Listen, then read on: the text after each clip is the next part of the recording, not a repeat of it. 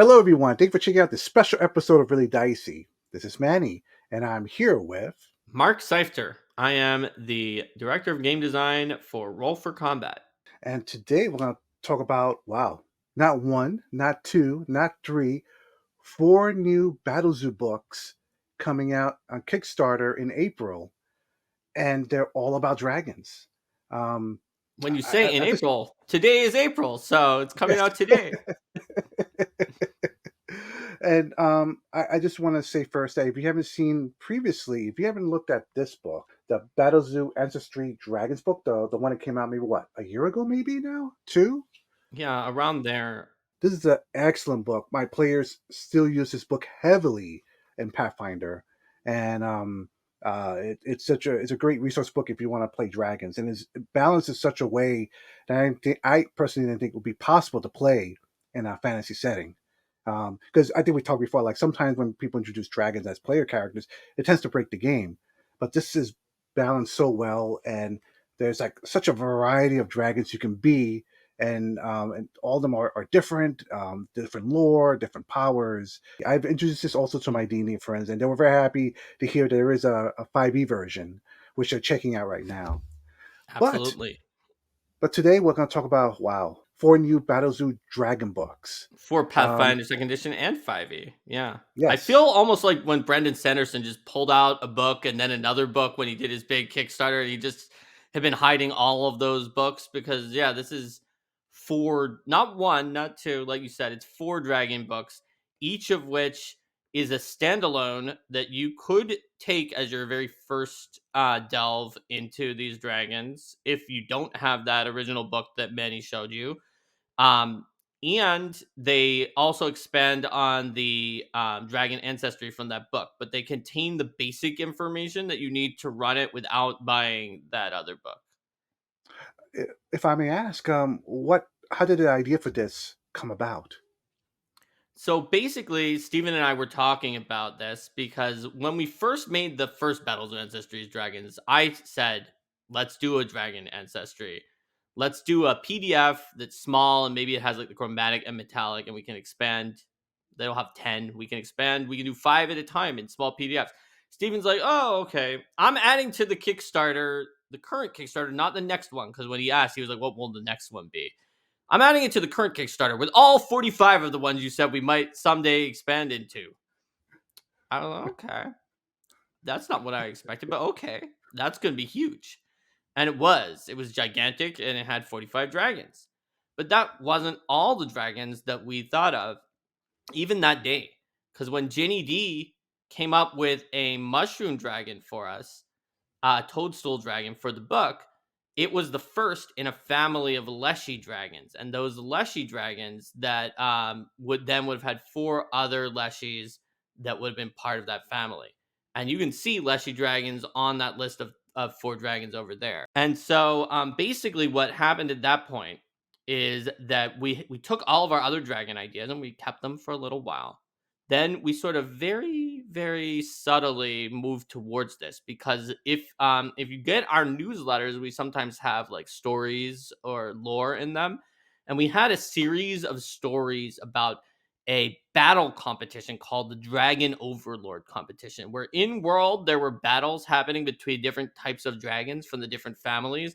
But the real way it was decided was people voted for their favorite dragons, and that was the dragon that was going to win. And I kept track of the votes roughly in real time. So if one dragon spiked the lead at the beginning but then lost at the end, I said, oh, they took an early advantage in the battle. And I kind of made a story of how they took the lead, but some of the other dragons ganged up on them. And then that's how this other one came out in the end. And so each of the families had one dragon that won. And eventually, the one that won the finale, the finals, was a silver dragon named Rizanivash. And so when Rizanivash won the Dragon Overlord, she said at the end of that stream, she told Calazandrex, the sage dragon who was the one who wrote In World, that first book that you pulled out. She said, Calazandrex, I'm sending you to look across the world for the hidden dragons, the secret dragons that no one has ever seen. And that was actually almost a year ago when she sent Calzandrex to find those secret dragons. It may have been even a little over a year ago. And now Calzandrex has found them. Calzandrex is an overachiever. He found 4 groups of different dragons, of hidden dragons, of secret dragons. The name of the project is Secret Dragons. And so these are, like you can see here, the fairy dragons, misfit dragons, leshy dragons, and battle dragons. Now, are they all 4 books the same size of page length? They are, I will say this, they're intended to be roughly or even almost exactly the same size, but stretch goals will be added kind of to one book and then the other. And so they're going to get a little bit off parity because of stretch goals. There's also 50 stretch goals total, I think, right now in 4 books, which is not evenly divided 50 by 4. So if we totally blow everything out of the water and get all of the possible stretch goal ideas that we had, which I don't know if that will happen, but if it does, it will also, even then, not be completely balanced between the books. But they are roughly the same size, and they're looking to be roughly around 100. Although, with if they get all the stretch goals, they could go above that by like some decent amount. Especially the book that gets more when you round up, and that's because it's going to include all of the lore you need about the new dragons. It's going to include player character rules for the new dragons and the base rules so that you can use that even if you don't have the first book. It's going to include monster stat blocks for the new dragons, young, adult, ancient, and great worm, even though there aren't normally great worms in Pathfinder second edition. Uh, 5e already normally includes great worms, and it will still include great worms here. Plus, some extra information about the great worms, additional lore sidebars, commentary by Calzandrex, who always has some snarky thing to say about different types of dragons.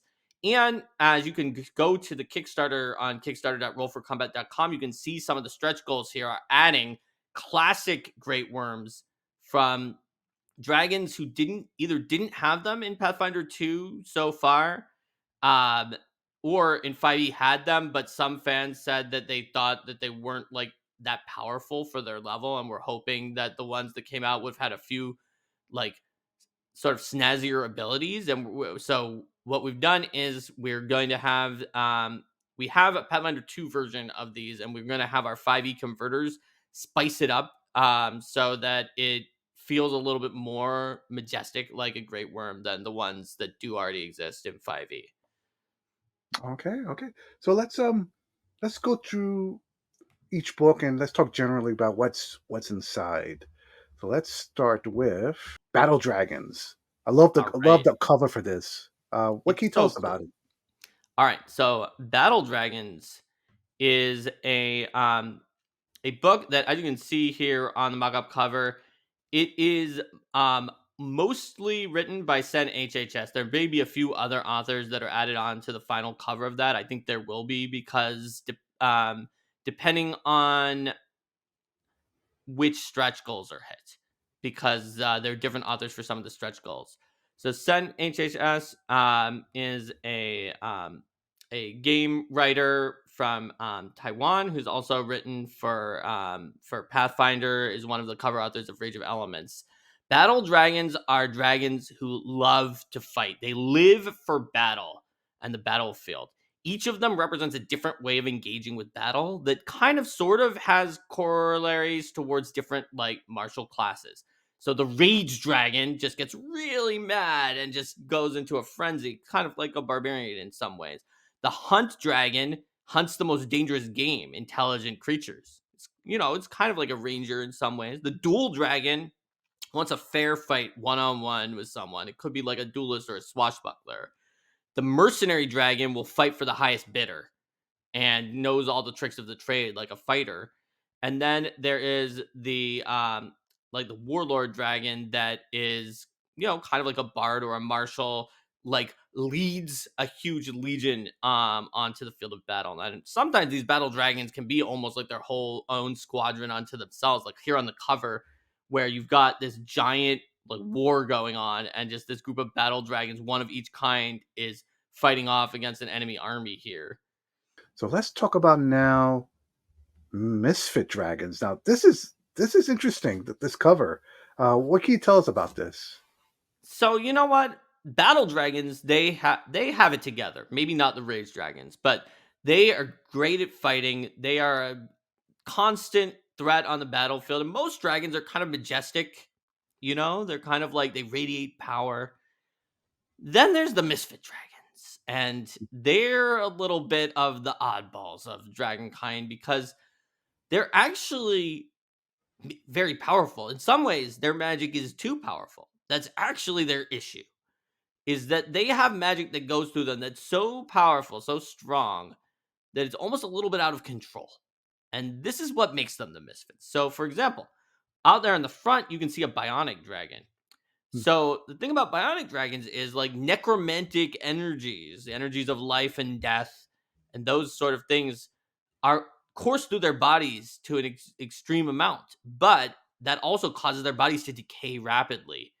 And so what they've learned to do is to replace the body parts that need to with bionic parts, so they can keep advantage of their necromantic powers while also not dying from their body decay.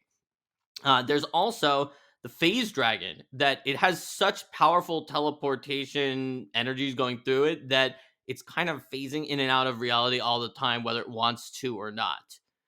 The Wow. metamorphic dragon's transformation abilities are so strong that it loses control of its shape.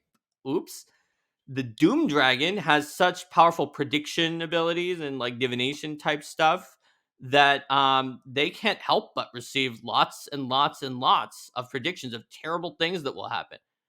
Many of which are actually true, but some of which are not, and they only learn about the bad stuff more or less. Like they don't get a good prediction. They just know the bad prediction. So they're never going to be like, "Hey, Manny, it's going to be great next week." Your Doom Dragon friend is a doomer. They're only going to be they'll just say nothing if it's going to be great next week, but they'll be able to tell you, "Oh no, something awful is going to happen. I don't know what it is." Or maybe they have an idea what it is, and it might be right or wrong. And then the Wellspring Dragon, just random magic just shoots out of them that causes effects that you don't even know what it's going to be. And this you already spoke a little bit about the Leshy Dragons. Yes. What more can you add to what you said Okay, previously? so basically, and you can see here on the cover, there's some leshies and leshy dragons that are they're having a picnic. And so this is written by Jessica Redicott, the other one of the other cover authors, the other external non-paizo cover author, I guess, of Rage of Elements. And so Leshy Dragons, the initial Toadstool Dragon was designed, or the idea was created by Ginny D. I wrote it in the first Dragon book, but we didn't have stat blocks for it.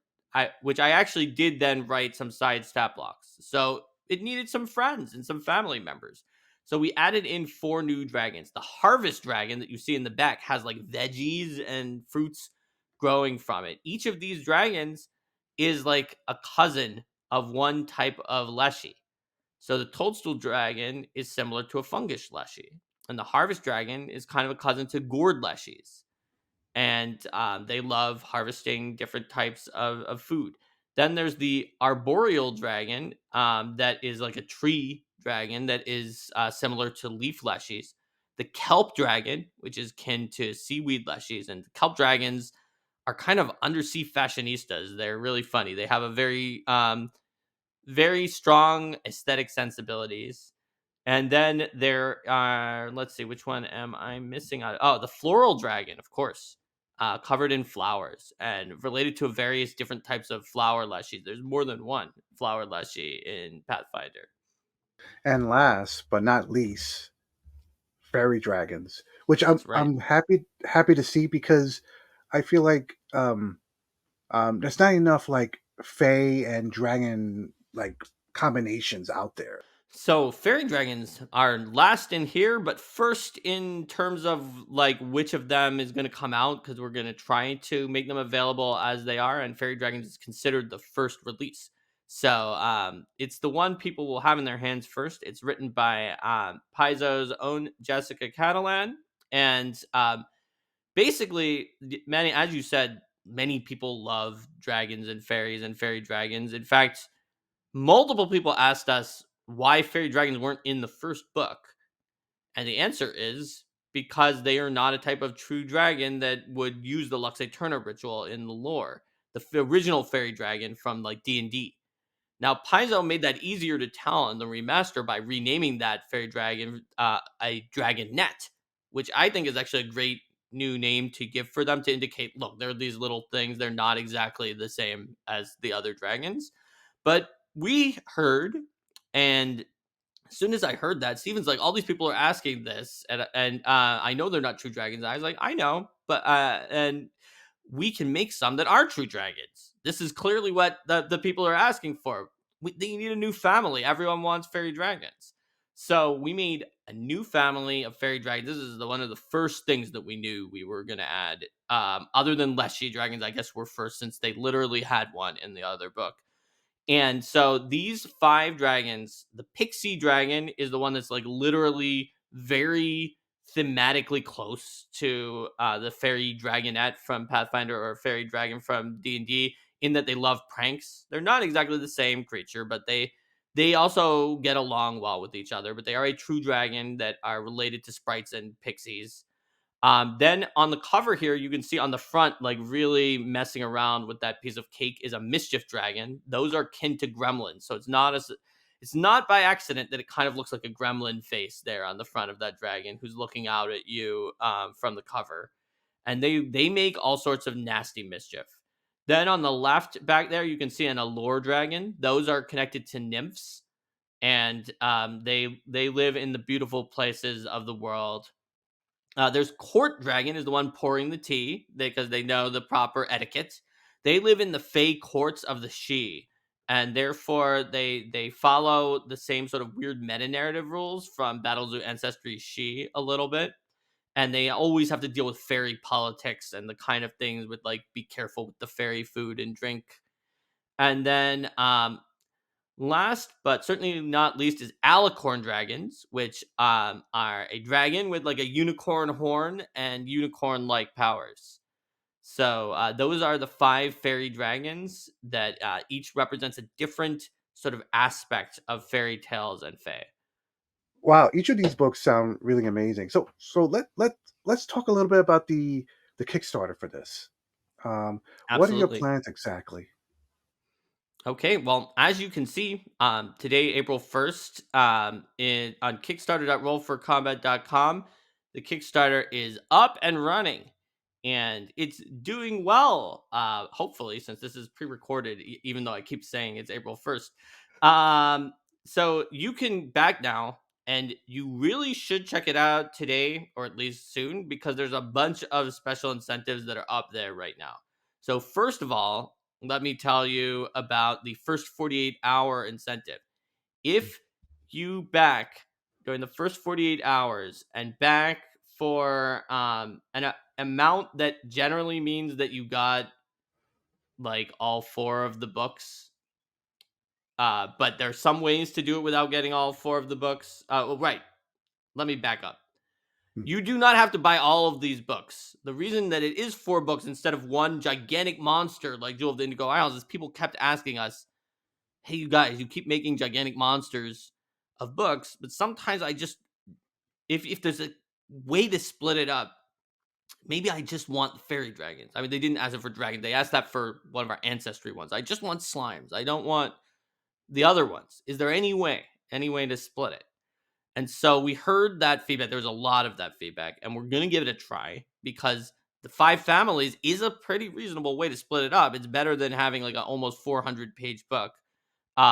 Especially for people who just love fairy dragons or just want the battle dragons or the misfits are their cup of tea. So you can get 1 book, you can get 4 books, you can get all 4 in both Pathfinder and 5e if you want. The discounts keep stacking up, and they are pretty wild if you keep going up towards the top. Some of the discounts just discount you by like well over half of the cost of things. There's special editions and regular editions of the hardcovers, and the special edition art is so good. So the if you spend at least $99, which is usually done by having all 4 books, but there are ways to not do that, you will get a limited edition of the original book, signed by supposedly Mark Seifter, the human author, and Calazandrax, the dragon author. But okay, we all know that dragons aren't real, but it will be signed by Calazandrax as well, right? For free, and special edition plus the PDF plus the digital assets. When you add the cost of the special edition to the cost of a PDF to the cost of the digital assets, normally that would be over $100 for now. Often they're bundled so you don't have to buy them separately, but if you did, it would be over $100, and that is actually added for free. And this is going to be the only way to get this special edition is either from the first 48-hour $99 incentive, or you'll be able to buy it in as an add-on later on, I think, during the Kickstarter. This is it, because with special editions, the more Steven has to print, the more expensive it is for him. So he's not just going to make a whole bunch of other ones and hope. Um, and yeah, the book itself is probably $75 on its own. And when you add in the PDF and the digital assets, it goes up even above that. So that's one of the things to look out for. The other thing is you don't even have to back. If you go to kickstarter.rollforcombat.com, there's a free product that's just there. It's sitting there right now. Battlezoo Ancestry's Fusions, our newest April Fool's product. 2 years ago, Oh, we okay. did Dungeons, where you can play as a dungeon as your character. It's free. You can go to battlezoo.com and find it right now. 1 year ago, we did Otherworlders, where you can play as yourself or someone you know who got some. One group said, "I don't want to be myself, but I do want to have each of my players play was a different one of the players." So, like, Manny would play me, and I would play Manny, or something like that. And you play as yourself, who has been transported into a fantasy world, and with some cheat power that you gain for being sent into a fantasy world, because that's a big trope in, like, various amounts of lit RPG and Japanese light novels and the like. And so then this year is fusions, because what's wilder than those other two things? Well, you can find out on the Kickstarter page, where you can download it anytime without any purchase needed. And basically, with fusions, you can play a two-headed giant, a Cerberus with three heads, or a four-headed Hydra. And by you, I actually mean the plural you. Because if I wanted to do a two-headed giant, and you know what? If I only had one player, one or two players, maybe my GM would let me do it myself. But normally, Manny would play one of the heads, and I would play the other head, Hmm. because each of the heads of the two-headed giant is a full character with their own different class. You can see in the art, when you look at it, that there's art of a giant who, like, the left half of the giant's body is like a robe, and is holding a staff, and the right half is like plate armor and is holding a sword, because the right head is a fighter, and the left head is a wizard, and they're kind of sharing the body together. And so basically, that's what fusions are. They share the body. They have to share their movement, which is a little bit constricting for them. So in exchange for that, they get bonus feats that let them do powerful combined moves, combo moves like X Strike or Omega Beam, that just use multiple characters together to achieve a giant result. And you could use these combo moves in your game even if you're not using fusions if you want, but they are designed specifically for fusion characters. One of my favorites is a feat that is kind of like the anti Voltron or Megazord Power Rangers feat, where you can get a combined action where you actually split off into the individual characters. So the Hydra, like, splits into four snakes that are each smaller than the original Hydra, and then they can move separately instead of being in a combined body. But then they can't use their Omega Beam until they combine back to form the full Hydra. So, viewers, I will put a link in the description below so you can check out the Kickstarter and all that information. Before we sign out, I have one more question for you. Why do you think we love dragons so much? What is it about these mythological creatures that we just are so fascinated by them? That's a really good question. I think that what's so fascinating about dragons is just the way that they symbolize power. there's so many cultures across the world, some of which never interacted with each other for sure by the time that they had these dragon myths that have their own, obviously not called dragons everywhere, right? They have their own names. They're a little different. They can have very different forms, but there's something about this powerful serpentine being that makes it the ultimate arbiter of strength, maybe danger, sometimes sin, depending on the culture. Sometimes they're not evil. And I think what it is comes down to human nature, and maybe our evolution. That there may have been a time where two very dangerous things, because we have this flying serpent, are like maybe kind of a serpent or reptile, and like a bird or some kind of predator that can come at you from above. So those are two things that are powerful and dangerous. Add in fire and those kind of threats that anyone would be afraid of, and now it can breathe fire. So it just kind of is like, almost you could think of it as like the ultimate being that like represents some of the primal fears from like that early hominids may have had. And you know what? That's just like kind of croc anthropology that I made up, and I think other people have proposed it. I'm pretty darn sure. There's Mm, no proof or evidence for it, so it could be something else. But like, at least sounds like a good story of a possibility for why dragons might be. It's just something that resonates with everyone. mm. See, I need a like a time travel phone so I could call someone like Joseph Campbell and say, "Hey, you know what? What is it with dragons and humanity?" There you Um, go. And Joseph Campbell would be like, Manny, lend me your time travel phone. We need to go back further. Mark, thank you so much for taking the time to talk to us about your latest project.